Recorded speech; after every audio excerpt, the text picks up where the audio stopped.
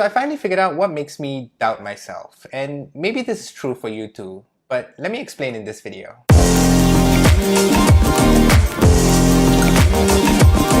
So how I figured out what makes me doubt myself actually came about by accident. There was one day I went for a writing group session where aspiring writers get together in a group and write for an hour without any distractions. And at the end of the session, while I was waiting for my Uber ride back home, an elderly man who was also at the session came up to me and said, "Hey my friend, you were at the writing session just now, right? Yeah, I remember you. You have a very nervous tick, you know?"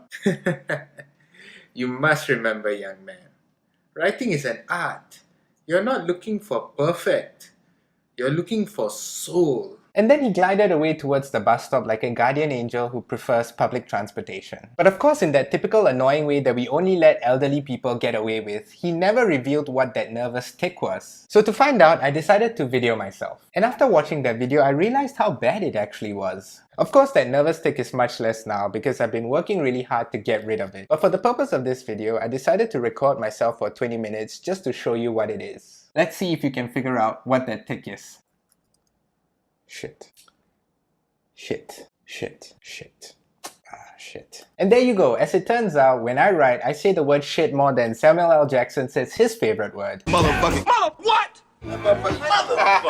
And the reason why I say shit so often is because every time I write, I'm so concerned about making my work perfect. Instead of writing freely, I was constantly judging my lack of talent by comparing it to the authors that I know and love. You see, my mind had been programmed since school to always try to aim for perfect because that was how we were graded on. In other words, if I wanted to be successful, I had to get as close to perfect as possible. But, as Sir Ken Robinson said in his now famous TED Talk, what we do know is, if you're not prepared to be wrong, you'll never come up with anything original. And that's what they didn't tell me in school. Striving for perfection is actually a form of self-limitation. Here I was spending most of my time trying to figure out how to write the perfect book. And as a result, it's been 2 years since my last book and I've barely started on a new one.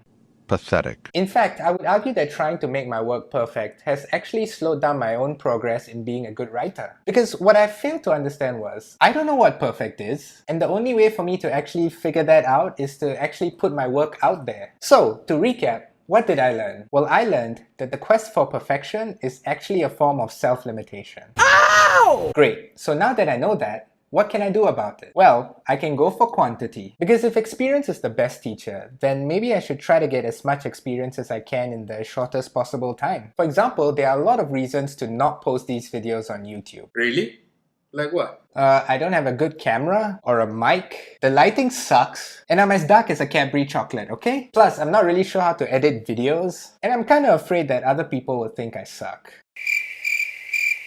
But there's only one reason to do it. It's a good way to see how people respond to your work and figure out from there how you can improve on it. So forget the shackles of education that have taught you that perfection is something to strive for. And the next time, if you feel as talented as this,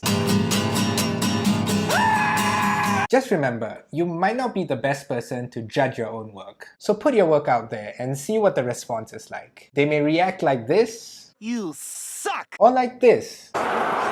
But either way, it'll make it easier for you to know where you stand. So cool. You live around here? Just kidding. I'll see you in the next video. Bye bye.